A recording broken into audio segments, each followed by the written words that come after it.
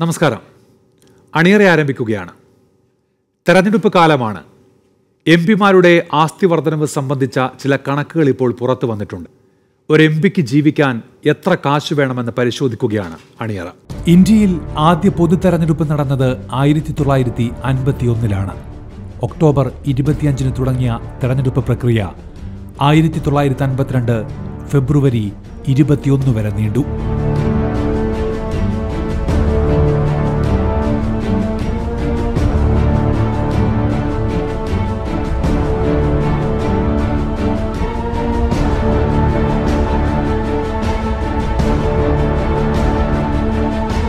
ആദ്യ ലോക്സഭാ സമ്മേളനം 1952 ഏപ്രിൽ 21 489 സീറ്റുകളാണ് ഉണ്ടായിരുന്നത്. 17.3 കോടി വോട്ടർമാരും. ആദ്യ പൊതു തെരഞ്ഞെടുപ്പിൽ കോൺഗ്രസ് നേടിയത് വമ്പൻ ജയമാണ്. 489-ൽ 364 സീറ്റുകൾ നേടി. സ്വതന്ത്ര സ്ഥാനാർത്ഥികൾ 37 വിജയിച്ചു. ഇന്ത്യൻ കമ്മ്യൂണിസ്റ്റ് പാർട്ടി 16 സീറ്റിലും സോഷ്യലിസ്റ്റ് പാർട്ടി 12 സീറ്റിലും ജയിച്ചു. 45% വോട്ടാണ് കോൺഗ്രസ് തനിച്ചു നേടിയത്. ആകെ സീറ്റുകളുടെ 76% കോൺഗ്രസ് സ്വന്തമാക്കി. 1954 വരെ ഒരു പാർലമെന്റ് അംഗത്തിന് ലഭിച്ചിരുന്ന കൂടിയ മാസവരുമാനം എത്രയായിരുന്നുവെന്നറിയാമോ? 400 രൂപ. 21 രൂപ പ്രതിദിന അലവൻസും.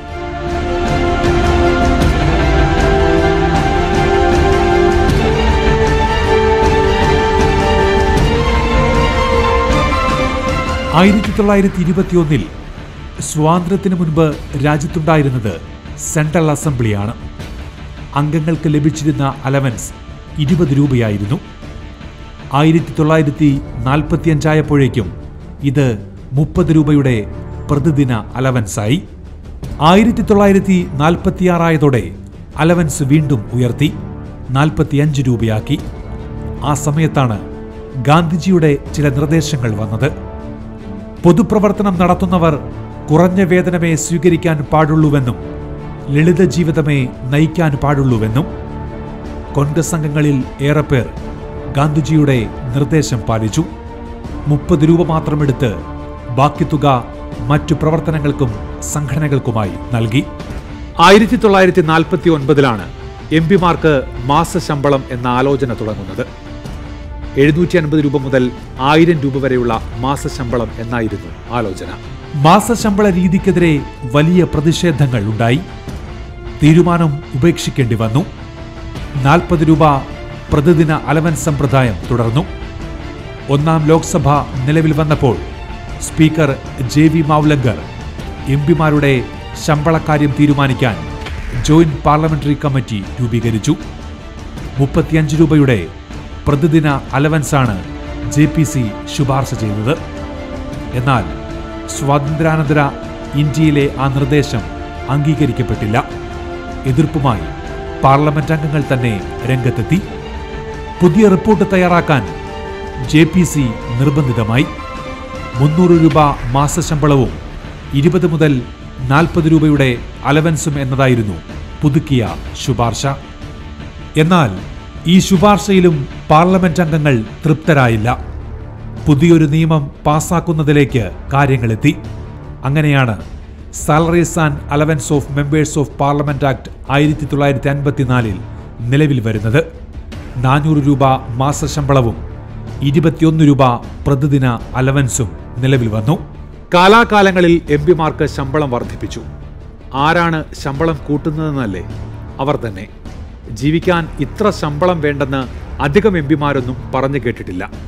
രാജ്യസഭാംഗമായിരിക്കെ സീതാറാം യെച്ചൂരി പറഞ്ഞതൊഴിച്ചാൽ.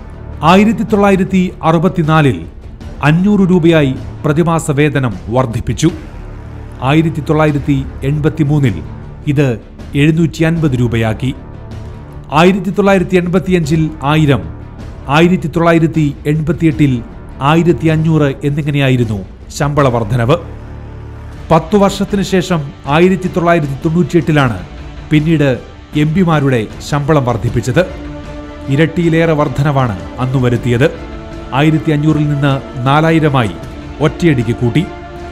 2001 ശമ്പളം വർദ്ധിപ്പിച്ചു. വൻ വർധനവാണ് വരുത്തിയത്. 4000-ൽ നിന്ന് 12,000-ലേക്ക്. 2006-ൽ 16,000-ആയി പ്രതിമാസ വേതനം ഉയർത്തി. പിന്നെയും പലതവണ എംപിമാരുടെ പ്രതിമാസ ശമ്പളത്തിൽ വർധനവ് വരുത്തി. 50,000 രൂപയാണ് ഇപ്പോഴത്തെ പ്രതിമാസ വേതനം. പ്രതിദിന അലവൻസിലും കാലാകാലങ്ങളിൽ വർധനവ് വരുത്തിയിരുന്നു. 1964-ൽ 31 രൂപയായിരുന്നു. 1969-ൽ ഇത് 51 രൂപയാക്കി ഉയർത്തി.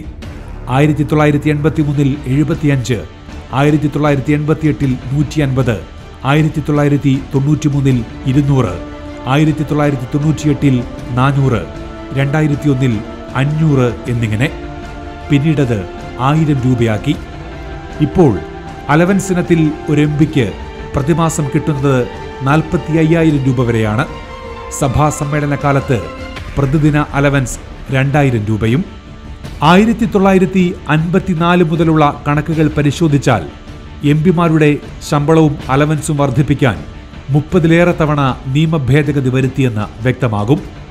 എംപിമാരുടെ ശമ്പള വർധനവും അലവൻസ് വർധനവും സംബന്ധിച്ച് എംപിമാർ തന്നെ തീരുമാനമെടുക്കുകയും നടപ്പിലാക്കുകയും ചെയ്യുന്നത് നേരത്തെ തന്നെ വിമർശനങ്ങൾക്ക് കാരണമായിട്ടുണ്ട്. എന്നാലും ആ രീതി തന്നെയാണ് ഇപ്പോഴും പിന്തുടരുന്നത്. ഈ പൂരിപ്പിച്ച് നൽകുന്ന സത്യവാങ്മൂലത്തിൽ വെളിപ്പെട്ട കാര്യം തന്നെ അമ്പരപ്പിക്കുന്നതാണ്. പല എംപിമാരുടെയും സമ്പത്ത് അവരുടെ 5 വർഷക്കാലത്തെ എംപി ജീവിതത്തിനിടയിൽ വലിയ തോതിൽ വർദ്ധിച്ചിരിക്കുന്നു എന്നാണ് കാണുന്നത്. ഇത് നിശ്ചയമായും രാഷ്ട്രീയ പ്രവർത്തകരെക്കുറിച്ച് സംശയവും പരാതികളും അവജ്ഞയും ഒക്കെ സാമാന്യ ജനങ്ങൾക്ക് ഉണ്ടാകാൻ ഇടവരുത്തും. നിയമസഭകളിലെയും സാഹചര്യങ്ങൾ വ്യത്യസ്തമല്ല. വരുമാനവും അലവൻസുമൊക്കെ തീരുമാനിക്കുന്നത് അതാത് സഭകളാണ്. സാമ്പത്തിക സ്ഥിതി അനുസരിച്ചാണ് ഓരോ സംസ്ഥാനങ്ങളിലെയും MLA-മാർക്ക് ലഭിക്കുന്ന ശമ്പളം അതാത് നിയമസഭകൾ തീരുമാനിക്കുന്നത്. ഏറ്റവും കൂടുതൽ ശമ്പളം കിട്ടുന്നത് തെലങ്കാനയിലെ MLA-മാർക്കാണ്. പ്രതിമാസ ശമ്പളം 2,50,000 രൂപ. തൊട്ടുപിന്നിൽ ഡൽഹിയാണ്, 2,10,000 രൂപ.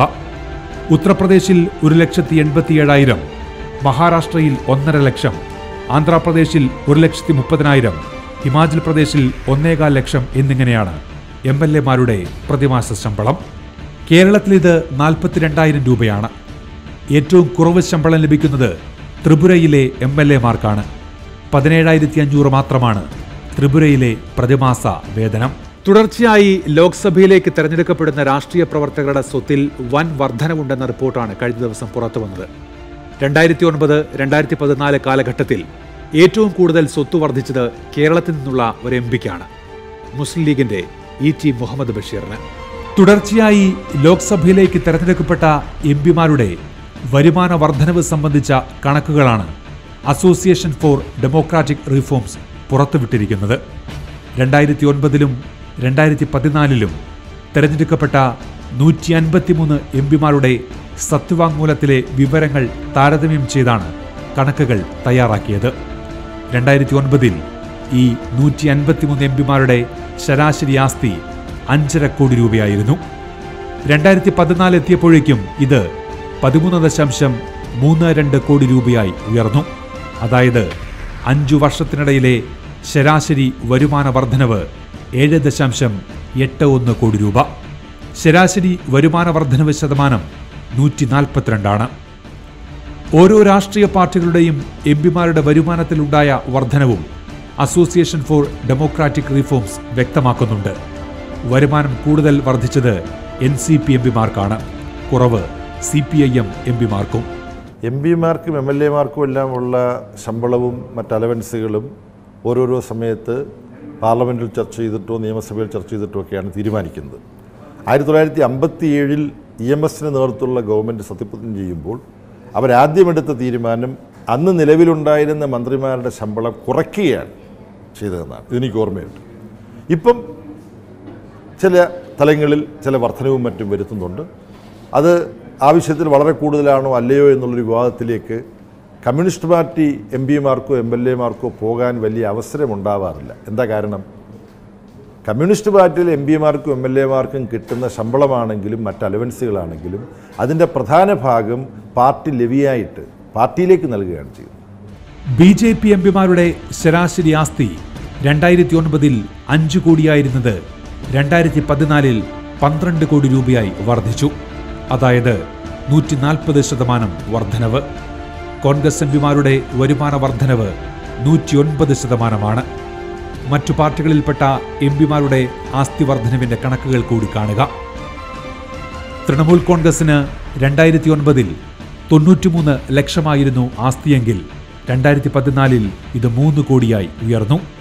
221% വർധനവ്. BJDക്ക് 298%, SHSന് 147% വർധനവുണ്ട്. TDP എംപിമാരുടെ ആസ്തി വർദ്ധിച്ചത് 283%. CPIM എംപിമാരുടേത് 11%. AADMK എംപിമാരുടെ ആസ്തിയിൽ 78% വർധനവുണ്ടായി. NCP എംപിമാരുടെ ആസ്തിയാകട്ടെ 176% വർദ്ധിച്ചത്.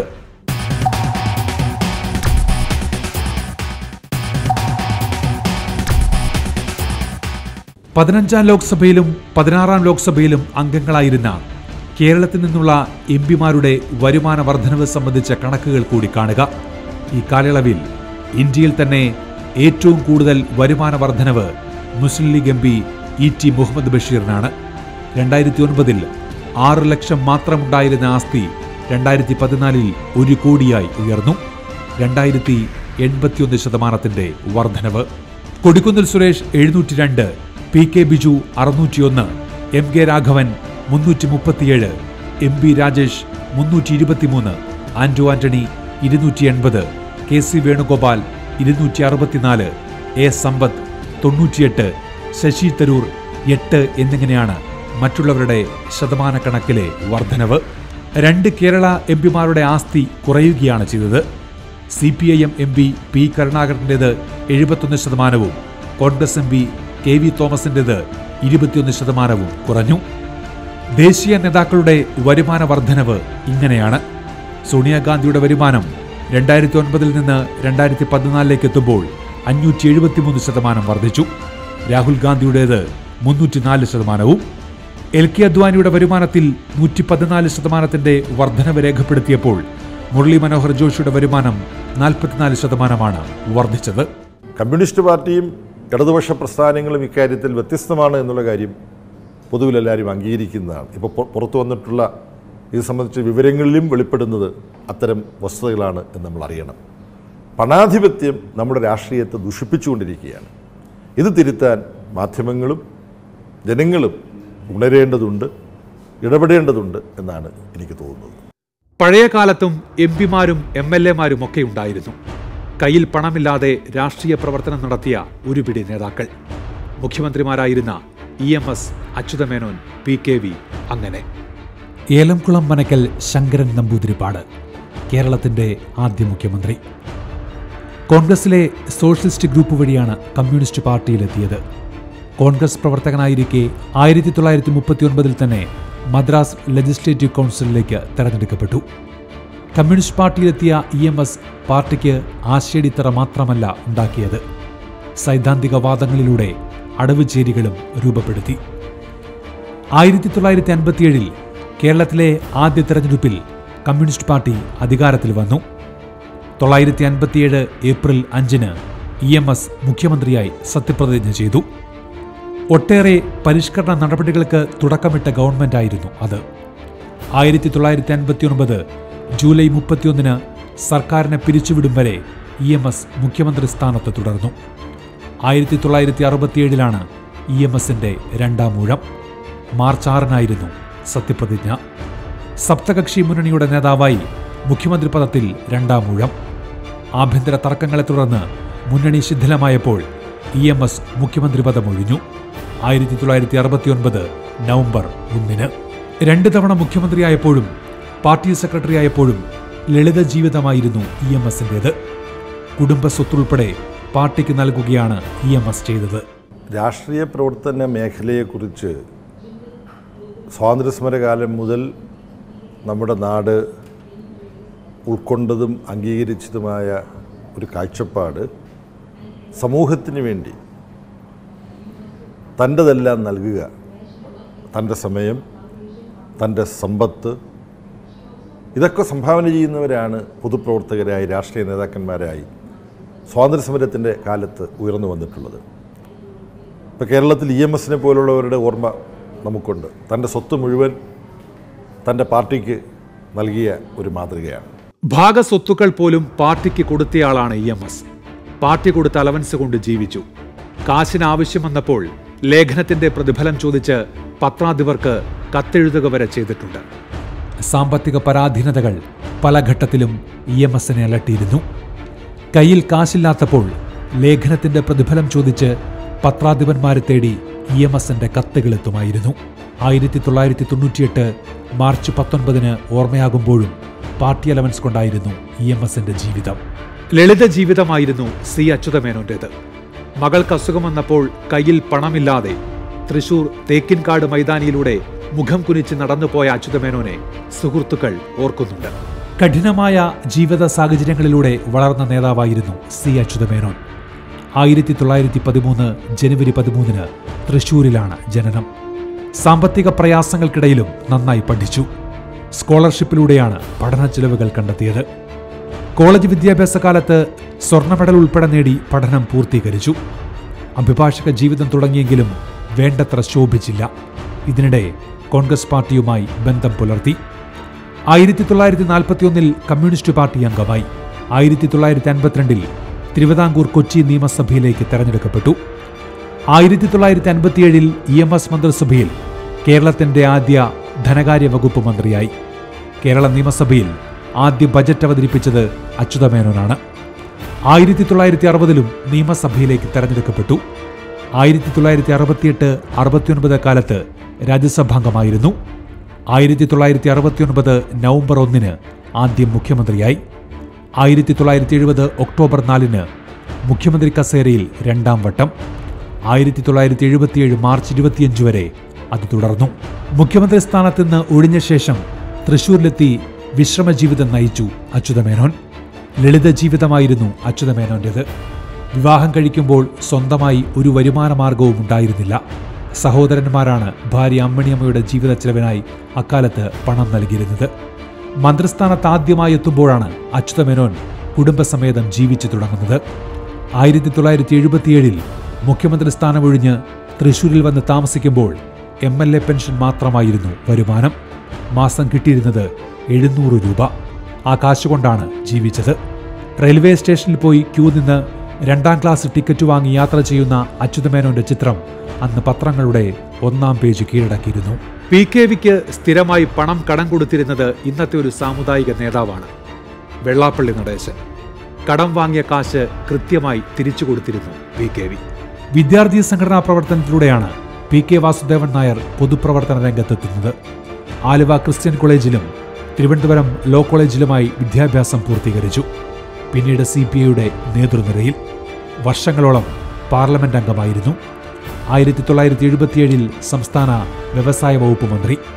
1978 ഒക്ടോബർ 29 PKV കേരളത്തിന്റെ 9ാമത് മുഖ്യമന്ത്രിയായി സ്ഥാനമേറ്റു. 1979 ഒക്ടോബർ 7 വരെ ആ സ്ഥാനത്ത് തുടർന്നു. മുഖ്യമന്ത്രി സ്ഥാനം രാജിവെച്ച ശേഷം പെരുമ്പാവൂരിലേക്ക് KSRTC ബസ്സിലായിരുന്നു PKVയുടെ യാത്ര.